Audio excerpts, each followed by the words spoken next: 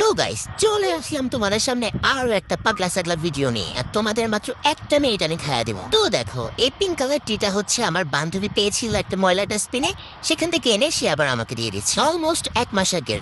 তাও আমি খামো খামো খামো কইরা খাওয়া হয় না। তা আমি আজকে প্রতিজ্ঞা করছিলাম বানামোই। বানানোর সময় আমি আর ম্যাচ খুঁজা পাই না। পরে কি আজকে বানামো মানে বানামোই। পরে দেখি আমি ম্যাচই খুঁজা পাই না।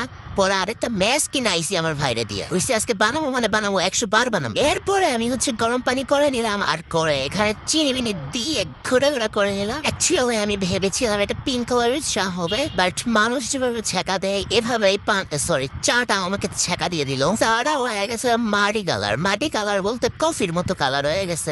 মশলা চা, এটা একটা মশলা চা। চাটার দাম নিয়েছিল আমাদের কাছ থেকে মাত্র 10 টাকা, মাত্র 10 টাকা। তো আমার ফ্রেন্ড বড় লোক, তো তার কাছে 10 টাকা ম্যাটার করে না। যাই হোক, এরপরে দেখো কি সুন্দর একটা কালার চলে আসছে, সেম টু সেম দুধ চায়ের মতো কালার, কিন্তু তার থেকেও বেশি একটা সুন্দর কালার আসছে। এই যে দেখো, এখন আমি একটা ঘুটা দিব আর কি সুন্দর একটা কালার চলে আসবে। ওয়েট 1 2 3।